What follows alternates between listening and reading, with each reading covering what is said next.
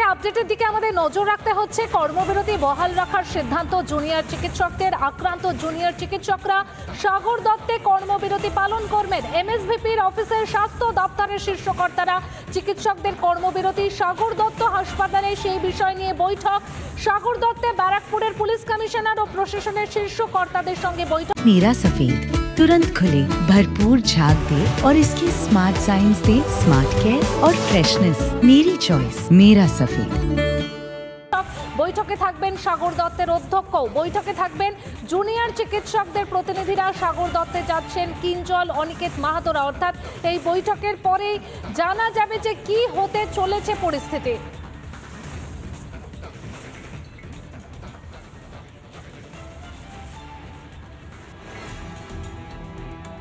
একে আর্জি করে রক্ষে নেই, দোষর সাগর দত্ত। অভয়া ধর্ষণ খুনের 50 দিনের মাথায় ফের বেআব্রু সরকারি মেডিকেল কলেজ মহিলা চিকিৎসক নার্সদের নিরাপত্তা। হাসপাতালের চেঞ্জিং রুমে একটা দরজা পর্যন্ত নেই। সামান্য একটা পর্দা দিয়েই দায় সেরেছে হাসপাতাল কর্তৃপক্ষ। আমরা 100 কোটি টাকা যেটা দিয়েছি for additional washroom, restroom, CCTV. দেখুন, আপনি যদি আজকেই আমার কাছে সিকিউরিটি চান, আমি আজকেই দিতে পারবো, আমার অত ম্যান পাওয়ার নেই।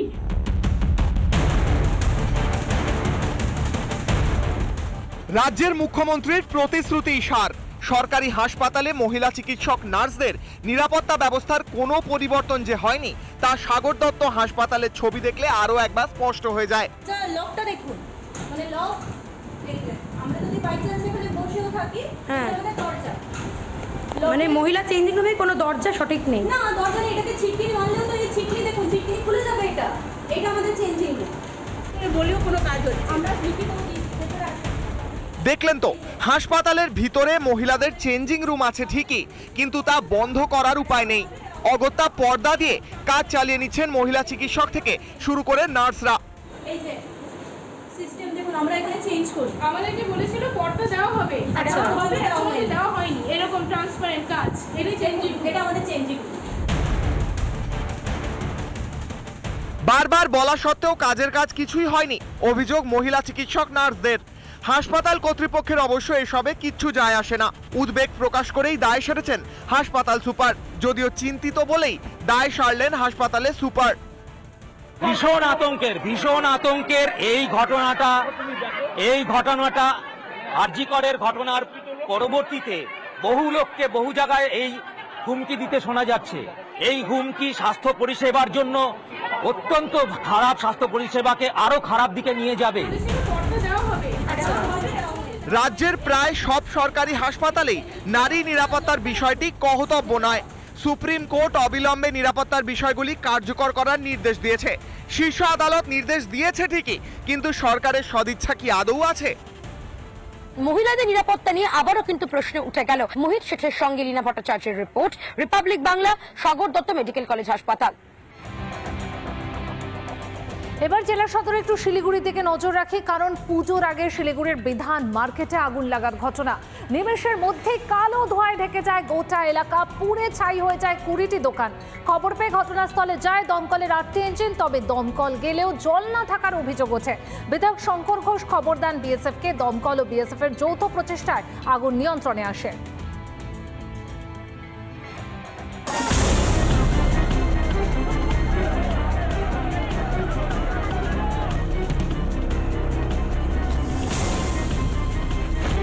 পুজোর মুখে শিলিগুড়ির বিধান মার্কেটে বিধ্বংসী আগুন। বড়সড় ক্ষতির মুখে বিধান মার্কেটের ব্যবসায়ীদের একাংশ। শনিবার সকালে 10:30 নাগাদ মার্কেটে আগুন লাগে। মুহূর্তের মধ্যে ছড়িয়ে পড়ে সেই আগুন। কালো ধোঁয়ায় ঢেকে যায় গোটা এলাকা। ঘটনায় প্রায় 20টিরও বেশি দোকান ক্ষতিগ্রস্ত হয়েছে বলে খবর। দমকল বিভাগের পাশাপাশি বিএসএফ এর একটি ইঞ্জিন কিন্তু এসে আগুন নেভানোর কাজ করছে। প্রথম থেকে দমকলের বেশ কয়েকটি ইঞ্জিন এসে শিলিগুড়ির বিধান মার্কেটে আগুন নেভানোর কাজে হাত লাগায়। পরবর্তীতে শিলিগুড়ির বিধায়ক শঙ্কর ঘোষের ডাকে বিএসএফ এর একটি ইঞ্জিন তারাও কিন্তু এসে আগুন নেভানোর কাজে হাত লাগিয়েছে। খবর পেয়ে ঘটনাস্থলে পৌঁছায় দমকল। দোকানদার ও ব্যবসায়ী সমিতির অভিযোগ, দমকলের গাড়িতে পর্যাপ্ত পরিমাণে জল ছিল না। আর একটা দমকলের মোটর খারাপ থাকায় দমকল কর্মীরা ঠিকভাবে আগুন নেভানোর কাজ করতে পারছিলেন না। পরবর্তীতে বিধায়ক শঙ্কর ঘোষের প্রচেষ্টাতে খবর দেওয়া হয় বিএসএফ এ। দমকল ও বিএসএফ এর যৌথ প্রচেষ্টায় প্রায় 3 ঘন্টা বাদে আগুন নিয়ন্ত্রণে আসে। সবাই মিলে আগুনটি অ্যারেস্ট হয়েছে। জল না থাকার বিষয়টি নিশ্চিতভাবে দমকল বিভাগ বা দপ্তর তাদের খতিয়ে দেখা প্রয়োজন। শিলিগুড়ি শহরের হার্ট অফ দ্য সিটিতে যদি এটা হয় তাহলে অন্য জায়গায় আরো করুণ অবস্থা বলেই আমার মনে হয়। সরকারকে দায়িত্ব নিতে হবে। এই যে এতগুলো দোকান পুড়ে গেল পুজোর সময়, এদের ইন্স্যুরেন্স নেই, এদের জমির মালিকানা নেই। सब हमने मिलकर सबने आग बुझाया है, तो हमारा काम ही जनता की सेवा करना है, ठीक है। और हमने आग पे काबू पा लिया है, तो बाकी सब ठीक ठाक है, कोई दुर्घटना नहीं, कोई सब ठीक ठाक है, बढ़िया है। ক্ষতির পরিমাণ জানতে ব্যবসায়ীদের সঙ্গে শীঘ্রই বৈঠকে বসবেন বলে জানান মেয়র গৌতম দেব। পুজোর সময় উৎসবের প্রাক মুহূর্তে এই জায়গাতে অনেক ক্ষয়ক্ষতি হয়েছে। ফায়ার ব্রিগেড চেষ্টা করছে, আমরা তো এখানে ডাইরেক্টলি কিছু করতে পারবো না, কিন্তু পুরো মনিটর করছি। ওখানে ভয়ঙ্কর ক্ষতি হয়েছে, তাদের সাথে বসে আমরা দেখব কিভাবে তাদের পাশে দাঁড়ানো যায়। কিভাবে আগুন লাগলো কারণ এখনো স্পষ্ট নয়, তবে প্রাথমিক অনুমান শর্ট সার্কিট থেকেই এই দুর্ঘটনা। শিলিগুড়ি থেকে রণজিৎ বোসের রিপোর্ট, রিপাবলিক বাংলা। দক্ষিণবঙ্গ জুড়ে দফায় দফায় বৃষ্টি, আবারও প্লাবিত জেলার একাংশ। পশ্চিম মেদিনীপুরের ঘাটালের একাংশও জলমগ্ন। ঝাড়গ্রামে এখনো নিখোঁজ নদীতে তলিয়ে যাওয়া নাবালক।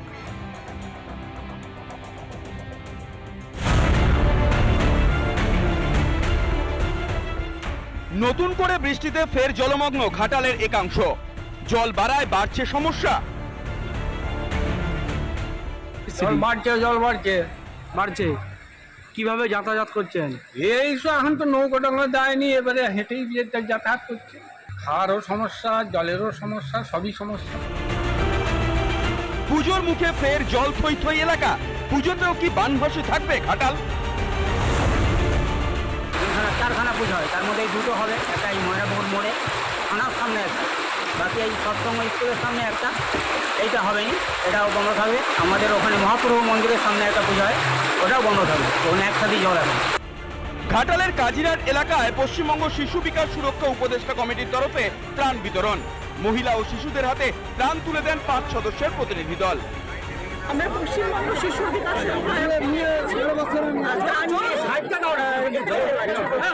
কি কি তুলে দিচ্ছি?